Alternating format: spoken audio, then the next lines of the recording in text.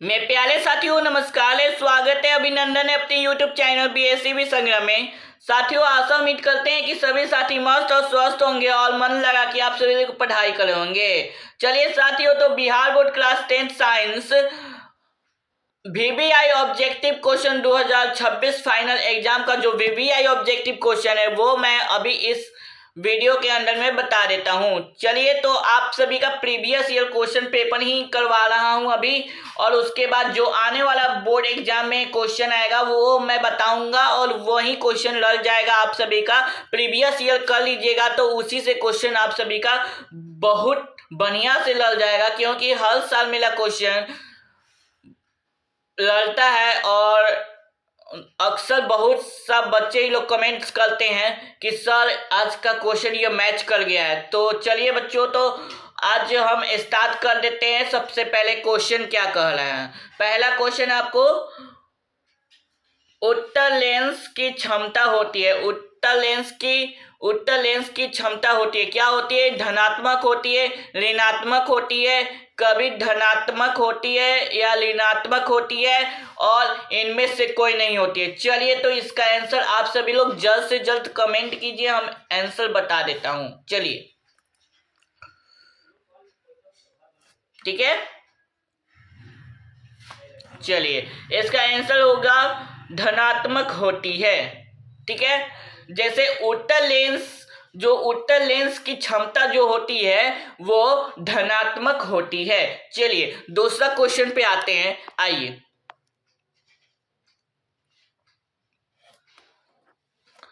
चलिए, ओजोन परत की मंडल में पाया जाता है। ओजोन परत किस मंडल में पाया जाता है? चलिए, यह क्वेश्चन है, ओजोन परत किस मंडल में पाया जाता है? समतापीय मंडल, जल मंडल, स्थल मंडल, और इनमें से कोई नहीं। तो चलिए आप सभी लोग कमेंट कीजिए इसका आंसर क्या होगा, ठीक है। ओजोन परत किस मंडल में पाया जाता है? समतापीय मंडल, जल मंडल और स्थल मंडल, और इनमें से कोई नहीं। तो यह इसका आंसर होगा आप सभी का समतापीय मंडल। ऑप्शन नंबर ए बिल्कुल सही हो जाएगा। जल्द से जल्द लाइक कीजिए, वीडियो अच्छा लगा तो सब्सक्राइब कीजिए और दोस्तों में शेयर कर दीजिए। चलिए नेक्स्ट क्वेश्चन है आपका 3 नंबर, आइए।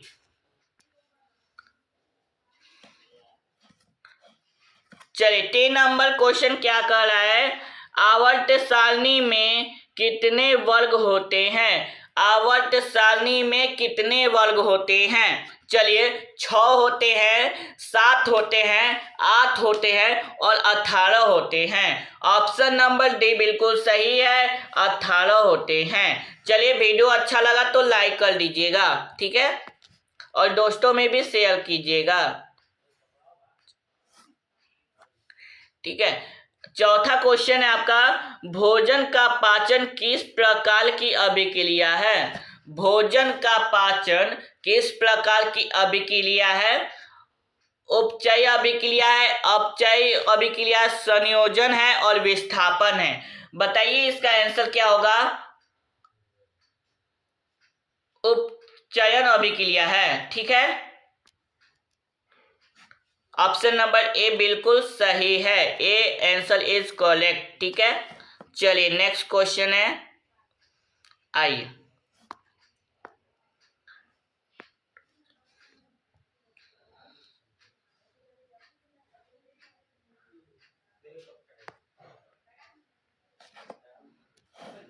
चलिए आइए,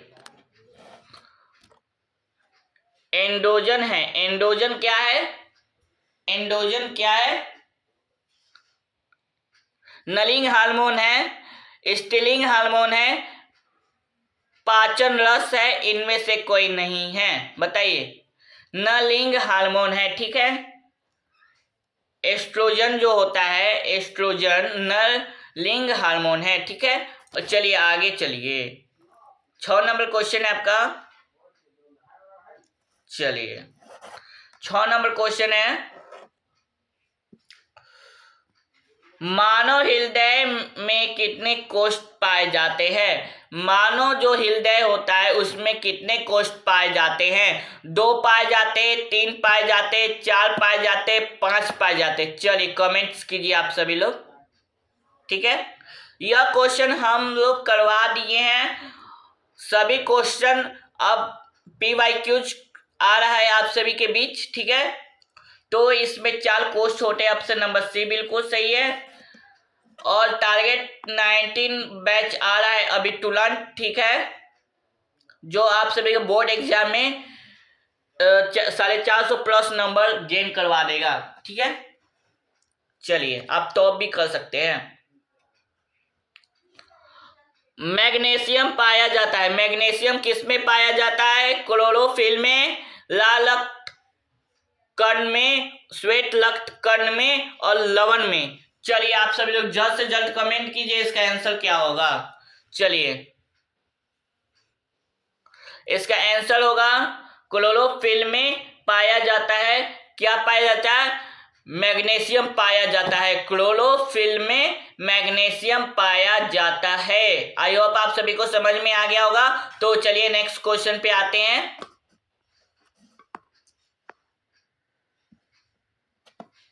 चलिए क्वेश्चन है, हीमोग्लोबिन की कमी से कौन सा रोग होता है? चलिए हीमोग्लोबिन जब आपके शरीर में कम हो जाता है, जो हीमोग्लोबिन आपके शरीर में कम हो जाता है, उससे कौन सी बीमारी होती है बताइए? मधुमेह होती है, पीलिया होती है, एनीमिया होती है या डायरिया होती है?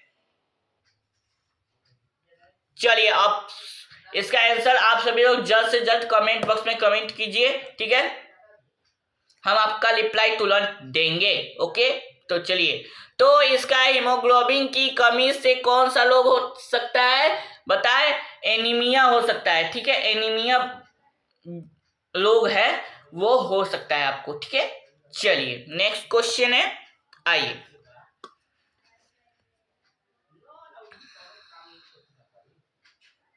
चलिए प्रकाश संश्लेषण की क्रिया होती है। प्रकाश संश्लेषण किस में होती है? कवकों में होती है, जंतुओं में होते हैं, हरे पेड़ पौधे में होते हैं, परजीवी में होते हैं। चलिए तो क्या होगी?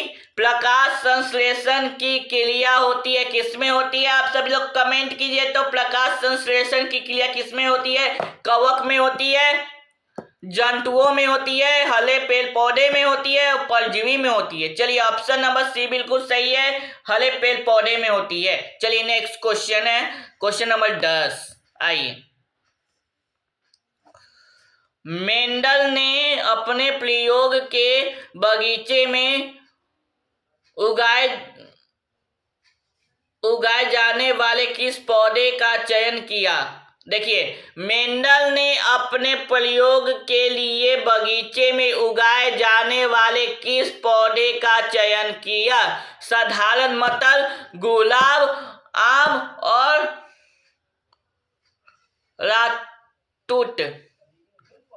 शहतूत। ठीक है, मेंडल ने अपने प्रयोग के लिए बगीचे में उगाए जाने वाले किस पौधे का चयन किया है? साधारण मटर का उपयोग किया। जो मटर होता है उसका उपयोग किया है मेंडल साहब ने। ठीक है, ये आप सभी को हम लोग बता दिए हैं। यह कंसेप्ट आप सभी का क्लियर हो गया होगा। अगर नहीं देखे होंगे तो जाके प्लेलिस्ट पे जाके क्लिक करके आप सभी लोग क्लास चेक कर सकते हैं, चेकआउट कर सकते हैं। ओके, तो चलिए, हीलियम कैसा तत्व है? हीलियम कैसा तत्व है इसके बारे में आप सभी लोग जल्द से जल्द कमेंट कीजिए। हीलियम अक्रिय तत्व है। ठीक है, अक्रिय तत्व है। हीलियम क्या है? एक अक्रिय तत्व है। ठीक है, चलिए नेक्स्ट क्वेश्चन है, क्वेश्चन नंबर 12 है आपको। सबसे कठोर प्राकृतिक पदार्थ है, मतलब सबसे कठोर प्राकृतिक पदार्थ कौन है? सोना है, चांदी है, हीरा है, लोहा है? बताइए आप सभी लोग जल्द से जल्द कमेंट कीजिए। सबसे कठोर प्राकृतिक पदार्थ है कौन है? सोना, चांदी, हीरा, लोहा। ऑप्शन नंबर सी बिल्कुल सही है, हीरा। हीरा सबसे कठोर पदार्थ होता है, ठीक है, प्राकृतिक पदार्थ है, ठीक। 13 नंबर क्वेश्चन है आप सभी का, किस धातु के चाकू से सरलते से काटा जा सकता है? मतलब कौन ऐसा धातु है जिसको सरलता पूर्वक हम काट सकते हैं? बताइए। लोहा को काट सकते हैं कि नहीं काट सकते, कमेंट कीजिए। तांबा को काट सकते हैं कि नहीं काट सकते, कमेंट कीजिए। कैल्शियम को काट सकते हैं कि नहीं काट सकते, कमेंट कीजिएगा। और सोडियम और लिथियम को हम लोग इसको क्या करते हैं? काटते हैं। किसके सहायता से? धातु के चाकू की सरलता से हम काट सकते हैं इसको। चाकू से हम सोडियम और लिथियम को हम आसानी से हम काट सकते हैं, ठीक है। प्यारे साथियों, वीडियो अच्छा लगा होगा तो लाइक, सब्सक्राइब और शेयर कीजिएगा, क्योंकि कंटेंट बनाने में महत्वपूर्ण भूमिका आप सभी का प्यार से बनता है, ठीक है। चलिए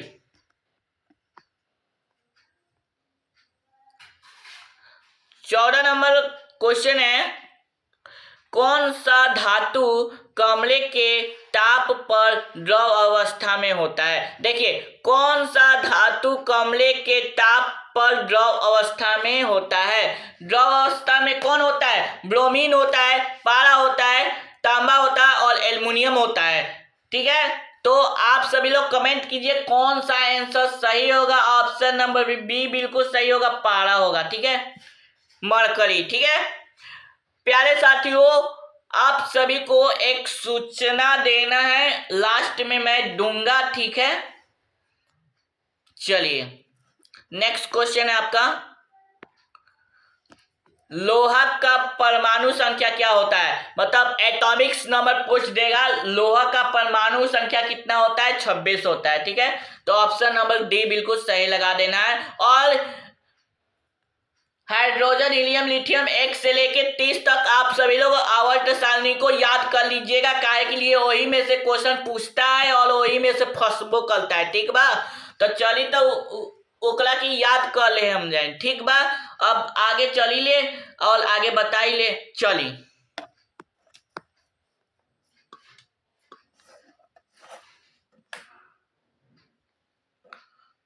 उदासीनीकरण विलयन का पीएच मान क्या होता है? देखिए, उदासीनी विलयन का पीएच मान क्या होता है? 7 होता है, ठीक है।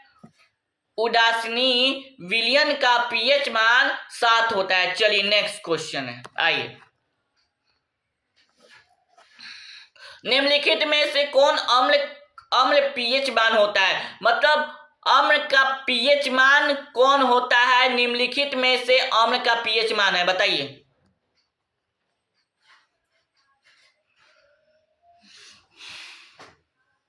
दो है अम्ल का पीएच मान, ठीक है। ओके, आई होप आप सभी को समझ में आ गया होगा। चलिए नेक्स्ट क्वेश्चन,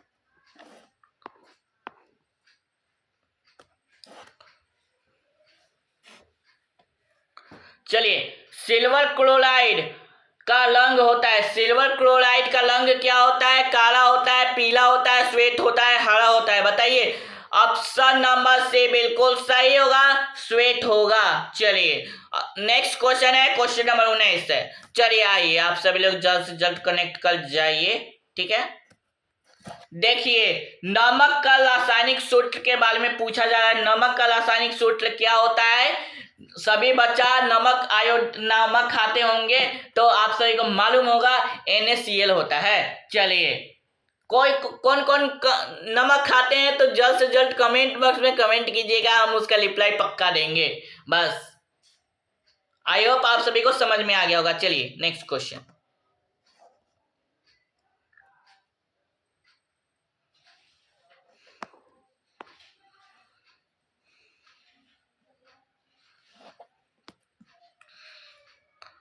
बीस नंबर क्वेश्चन है, प्रकाश के अपवर्तन के कितने नियम होते हैं?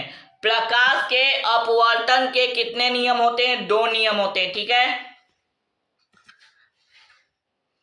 ठीक है। प्रकाश के परावर्तन के 2 नियम होते हैं, ठीक है। चलिए आगे आइए। नेक्स्ट 25 नंबर क्वेश्चन है, समतल दर्पण की फोकस दूरी क्या होती है? मतलब जो समतल दर्पण होता है उसका फोकस दूरी क्या होता है? अनंत होता है, शून्य होता है, 50 सेंटीमीटर होता है और 100 सेंटीमीटर होता है। बताइए। जो समतल दर्पण की जो फोकस दूरी होती है वो अनंत होती है। ठीक है, समतल दर्पण की फोकस दूरी क्या होती है? अनंत होती है। चलिए नेक्स्ट क्वेश्चन पे आ जाते हैं। आइए 22 नंबर क्वेश्चन है आपका। आइए, उत्तल दर्पण का उपयोग होता है, उत्तल दर्पण का उपयोग होता है किसमें होता है? वाहन के साइड मिरर के रूप में, ठीक है, और चेहरा देखने के लिए, फोकस ज्ञात करने के लिए या दाढ़ी बनाने के लिए। चलिए आप सभी लोग आंसर कमेंट्स कीजिए तो क्या होगा। चलिए, वाहन के साइड मिरर के रूप में हम लोग क्या करते हैं? उत्तल दर्पण का उपयोग करते हैं। ठीक है, आप सभी को समझ में आ गया होगा। चलिए नेक्स्ट क्वेश्चन 23 नंबर।